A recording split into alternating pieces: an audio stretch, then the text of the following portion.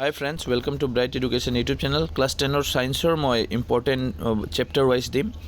যেটো ইম্পৰ্টেণ্ট হ'ব আপোনালোকৰ ডাউট যদি আছে বা এই চেপ্টাৰৰ কোনটো পঢ়িম কোনটো এৰি দিম এটো গোটেইকেইটা আপোনালোকে এই ভিডিঅ'ত পাই যাব কোনটো পঢ়িব লাগে আৰু কোনটো বাদ দিব লাগে সো বেসিক্যালি সায়েন্সৰ কোৱেশ্চনবিলাক যেনেকৈ এটো আছে প্ৰশ্নাৱলী পেজ ওয়াইজ হিয়তে দি আছে অনুশীলনী নহয় এটো প্ৰশ্নাৱলী ইয়াৰ পৰা ইম্পৰ্টেণ্ট হ'ব যেনেকৈ এটো বহুত কেইবাৰ এক্সামত আহিছে মই এনেকৈ টিক কৰি যাম আপোনালোকে টিক কৰি লওক এটোৱে পঢ়িবা বায়ু দহনৰ আগতে মেগনেছিয়াম ফিতা এডালক পৰিষ্কাৰ কৰি ল'ব লাগে কিয় এটো আহিছে আৰু এইবিলাক এমসিকিউ দিয়ে এটো বাদ দিয়া আৰু সিম্বলিক এই যেনেকৈ 3 নম্বৰ দুটা সিম্বলিক এটো কিন্তু পঢ়ি ল'ব 3 নম্বৰ 1 নম্বৰ 3 নম্বৰ আৰু না লাগে 1 নম্বৰ 3 নম্বৰ ভিতৰৰ কোৱেশ্চনবিলাকো তাতে আছে এই কাৰণে ইমান চিন্তা কৰিব নালাগে এমসিকিউ যদি সলভ কৰিব বিচাৰা তোমালোকে জানানে এটো কিন্তু পঢ়ি ল'ব তোমালোকে জানানে গোটেই কেইটা চেপ্টাৰত আছে এটো কিন্তু পঢ়ি ল'ব এমসিকিউৰ কাৰণে ইম্পৰ্টেণ্ট বিয়োজক হেতু এক্সামত দিছিল বিয়োজন বিক্ৰিয়া বুলিলে কি বুজায় গোটেই কেইটা আপোনালোকে পাই যাব ৰ'ব মই দিয়ে আছো একো নহয়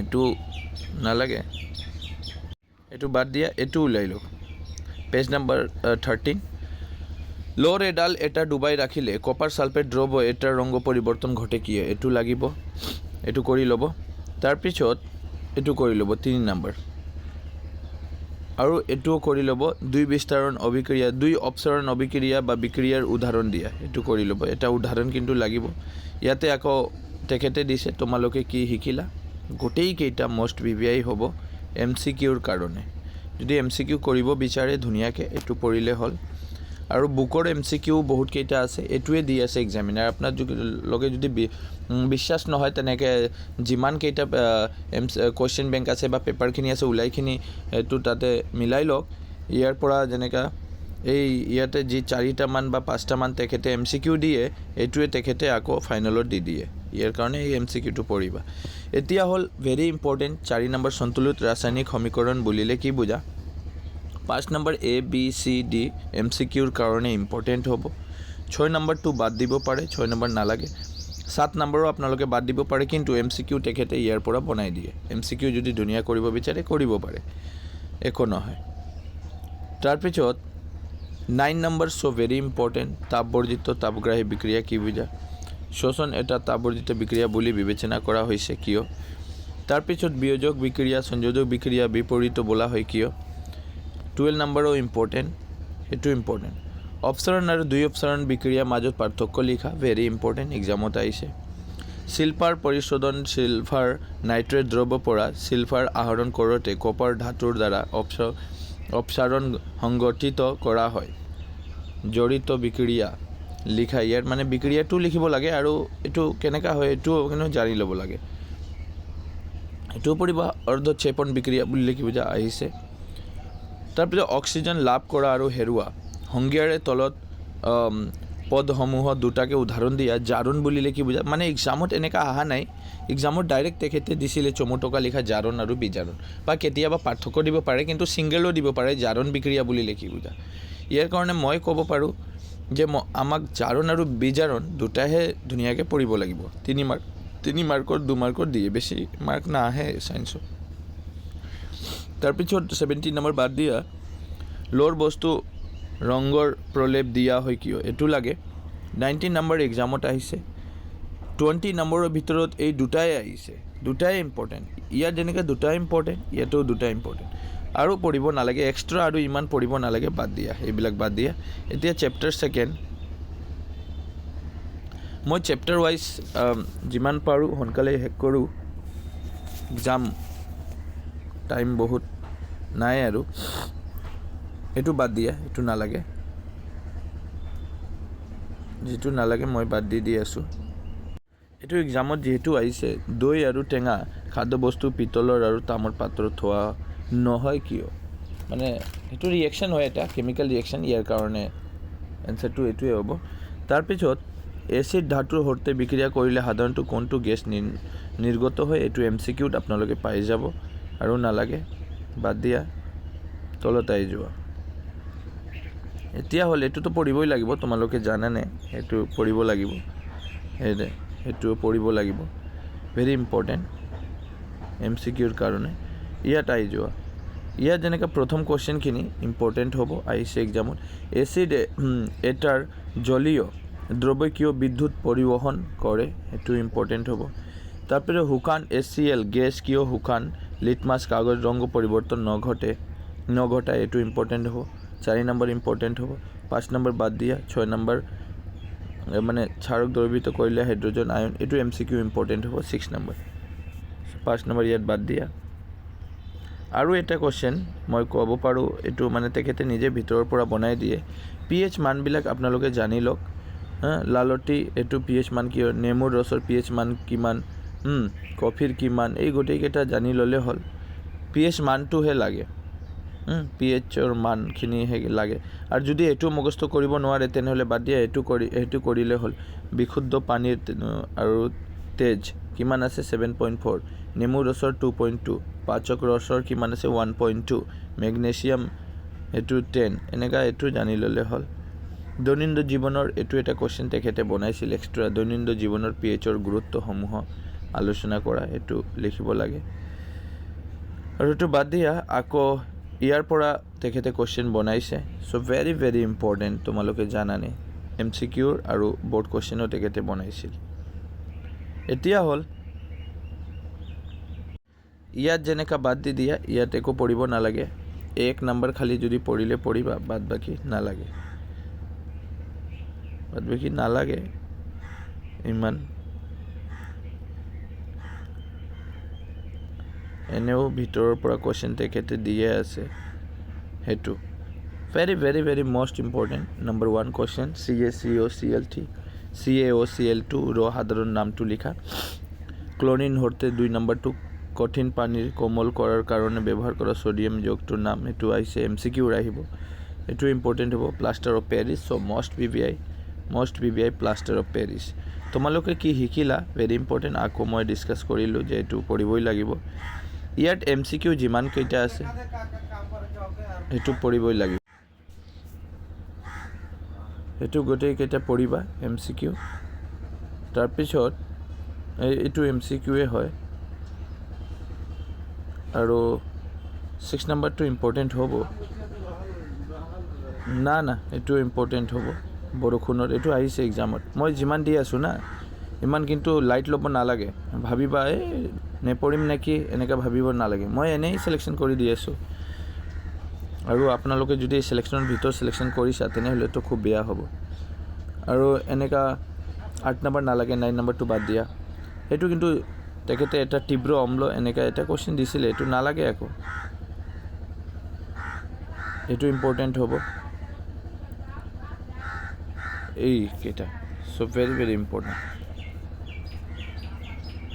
আকৌ 3 চেপ্টাৰৰ মই আহিছোঁ, ধাতু অধাতু।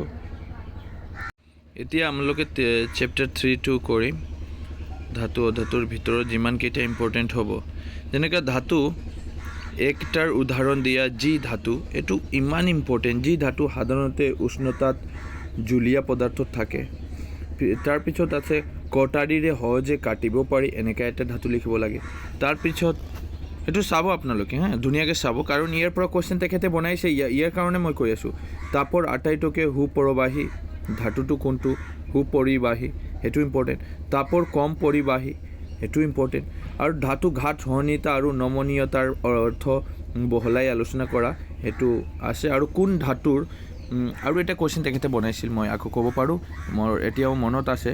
কোন ধাতুৰ ঘাত সহনীয়তা সবাতকৈ বেছি আৰু কোনটো সবাতকৈ কম, ইয়াত এটা কুৱেশ্যন তেখেতে এনেকুৱা কুৱেশ্যন বনাইছিলে, ইয়াৰ কাৰণে ইম্পৰ্টেণ্ট হ'ব। এক্সাম্পল আপোনালোকে দি দিব। সোণা ধাতুটো, এইটো পঢ়িলে আৰু ধুনীয়া, মই আৰু এক্সপ্লেইন নকৰোঁ কাৰণ টাইম নাই, মই দি আছোঁ জাষ্ট ইম্পৰ্টেণ্টহে। তোমালোকে কি জানা সেইটো আকৌ পঢ়িবা। আপোনালোকে জানে নেকি, এইটো এটা কুৱেশ্যন, এনেকুৱা বহুত কুৱেশ্যন ওলায় কিন্তু।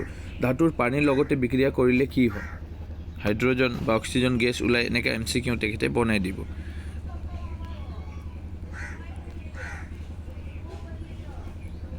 তাৰপিছত তোমালোকে জানানে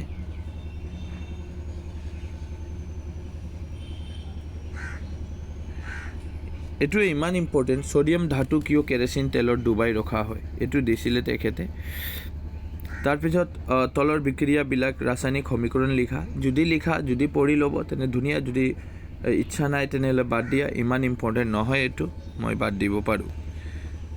অ'কে, চ' আকৌ গৈ আছোঁ তলত, মই যিটো এনেকা ছ'ডিয়াম, অক্সিজেন আৰু মেগনেছিয়াম ইলেক্ট্ৰন বিন্দু গঠন লিখা ষ্ট্ৰাকচাৰটো খুব ধুনীয়া। এইটো তেখেতে এটা ষ্ট্ৰাকচাৰ, এটা ড্ৰয়িং তেখেতে দিব। মই ড্ৰয়িঙৰ আৰু এটা মই ভিডিঅ' বনাই আছোঁ, আজি পাই যাব আপোনালোকে, জাষ্ট 1-2 ঘণ্টামান পিছত পাই যাব। ইয়াৰ কাৰণে মই আকৌ ক'লোঁ যে চেনেলখিনি ছাবস্ক্ৰাইব কৰি ৰাখক, এইটো ইম্পৰ্টেণ্ট হ'ব, ছাবস্ক্ৰাইব কৰি লওক। কিন্তু এইটো ছাবস্ক্ৰাইব কৰিব, এইটো গোটেইকেইটা তিনিটাই পঢ়িব। আয়নীয় যৌগৰ গলনাংক কিয় বেছি, এইটোও ইম্পৰ্টেণ্ট, এইটো এক্সামত আহিছে, ইয়াৰ কাৰণে মই ক'লোঁ। আৰু মই এটা ভিডিঅ' বনাই আছোঁ, এই ভিডিঅ'টো হ'ব মানে ড্ৰয়িং বা আৰ্ট, তেখেতে এটা দিয়ে ড্ৰয়িঙৰ ওপৰত, এই ড্ৰয়িঙৰ মই কুৱেশ্যনখিনি ডিছকাছ কৰিম, তাতে গোটেইকেইটা ড্ৰয়িং মই বনাই ৰাখিছোঁ, আৰু এইটো ইম্পৰ্টেণ্ট হ'ব। এইটো তিনিটাই পঢ়িবা, এইটোও পঢ়িবা, এইটো যেনেকৈ এইটো প্ৰাকৃতিক মুক্ত অৱস্থাত পোৱা দুটা ধাতুৰ নাম লিখা, এইটো এক্সামত আহিছে, এইটোও পঢ়িবা, 2 মাৰ্কৰ তেখেতে দিছিলে। আৰু এটা কুৱেশ্যন তেখেতে এইটোও বনাইছিল, কৰিয়েশ্যন, ঘনীভৱন বুলিলে কি বুজায়, এইটো কুৱেশ্যন তেখেতে এটা দিছিলে।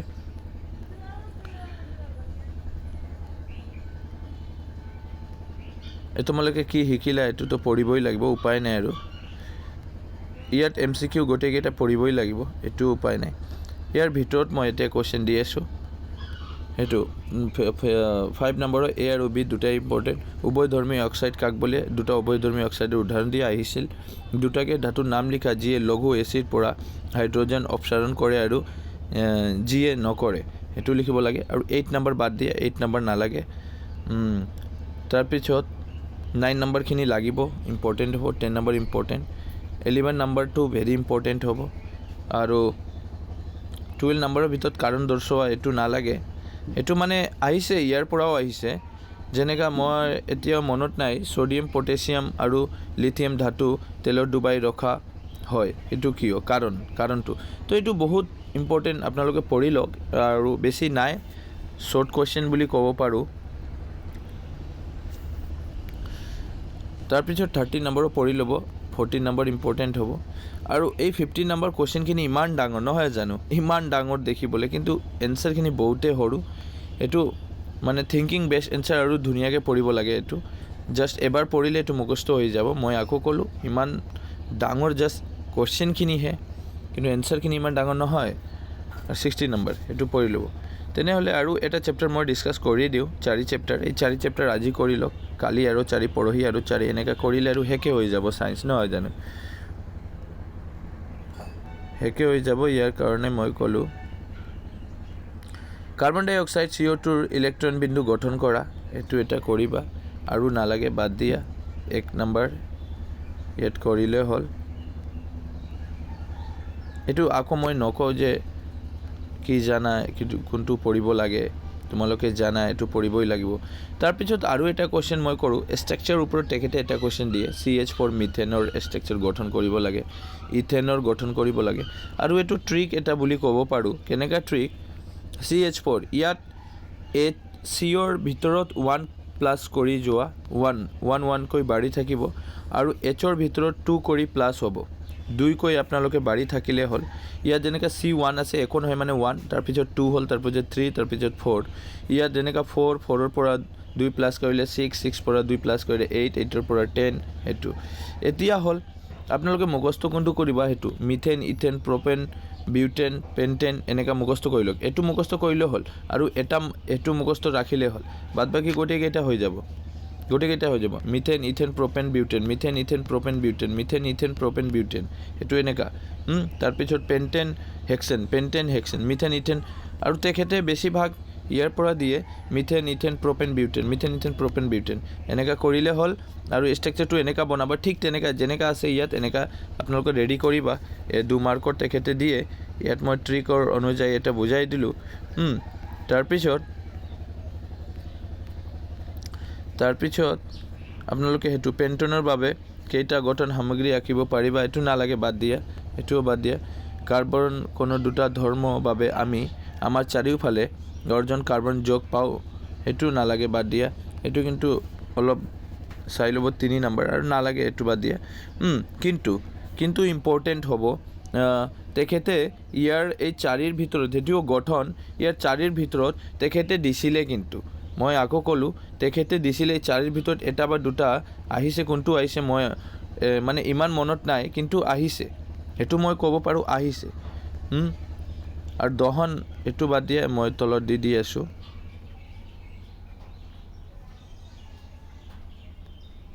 এইটো পঢ়ি ল'ব দুটাই পঢ়ি ল'ব প্ৰশ্নাৱলীটো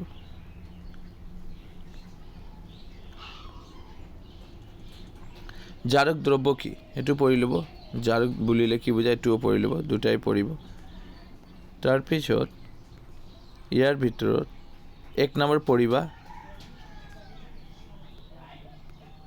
2 নম্বৰো পঢ়িবা দুটাই ইম্পৰ্টেণ্ট সেইটোতো পঢ়িবই লাগিব ভেৰি ইম্পৰ্টেণ্ট তোমালোকে কি শিকিলা কাৰণ MCQ যদিও সলভ কৰিব বিচাৰা এইটো নকৰিলে কিন্তু আকৌ ফেল হৈ যাব আৰু MCQ ইয়াৰ ভিতৰতো আছে MCQটো কৰিবা এতিয়া মেইন কুৱেশ্যনখিনি মই দি আছোঁ